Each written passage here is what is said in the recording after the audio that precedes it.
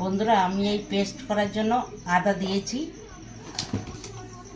আদার ভাগটা কম, রসুনের ভাগটা বেশি। আমি পেঁয়াজ দিচ্ছি এতে।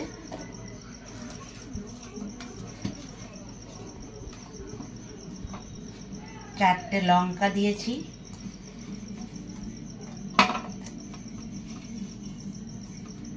এবার একে আমি একটু জল দিয়ে পেস্ট করে নিচ্ছি। বন্ধুরা আমি কড়াতে তেল দিয়ে দিচ্ছি।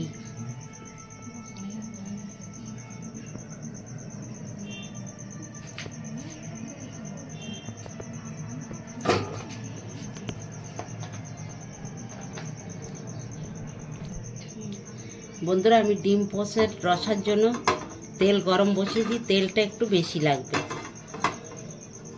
এবার আমি একে একে পেঁয়াজ কুচি দিয়ে দেবো।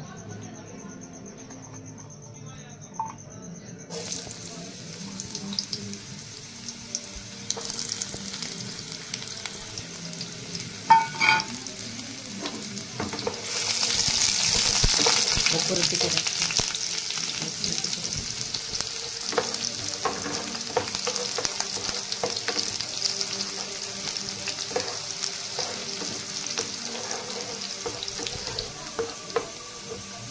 এবার আমি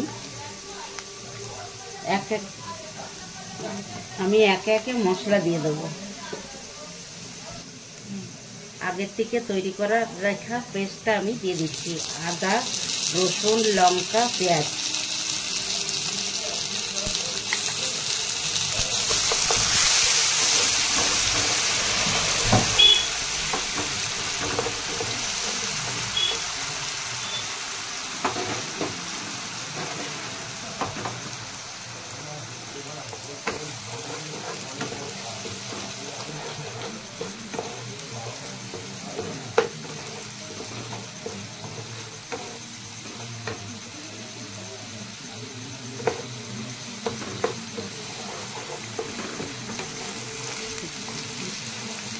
বন্ধুরা আমার মশলাটা ভালো করে ভাজা হয়ে গেছে।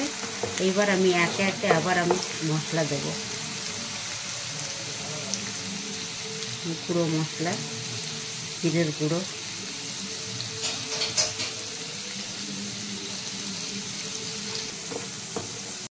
হলুদ গুঁড়ো দিচ্ছি।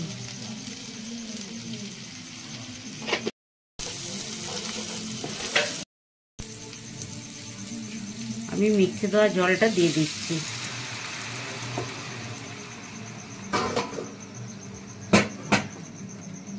দিয়ে আমি একটু নেড়ে দেবো।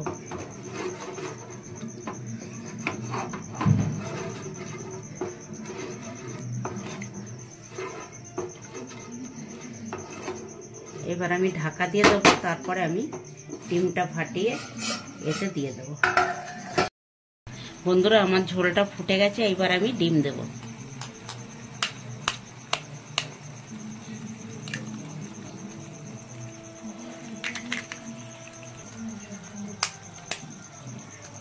আমার ডিম পোচে ডিমগুলো আমি এর ভিতরেই ফাটিয়ে দিয়ে দিচ্ছি।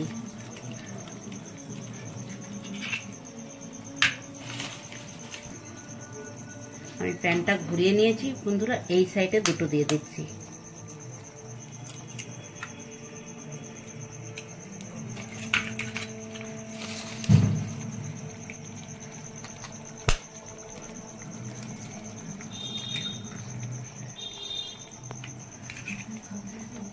এবার ও আসতে হবে। বন্ধুরা আমি ঢাকা দিয়ে দেবো। বন্ধুরা আমি ঢাকা খুলে দেখছি, এটাকে নাড়া যায় না। এটাকে এরকম করে তেলগুলোকে দিয়ে দিতে হয়।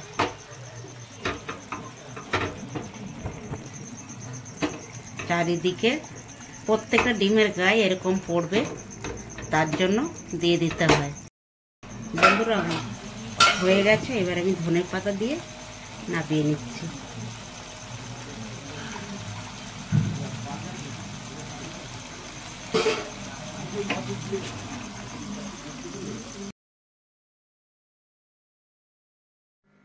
বন্ধুরা আমার ডিম পোচের রসা হয়ে গেছে।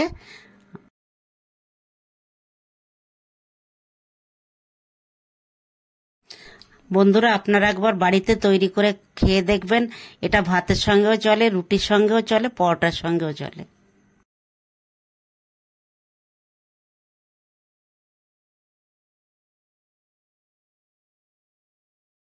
ভিডিওটি ভালো লেগে থাকলে ভিডিওটিকে একটি লাইক আর এমন নতুন রান্নার জন্য চ্যানেলটিকে একটি সাবস্ক্রাইব করে দেবেন।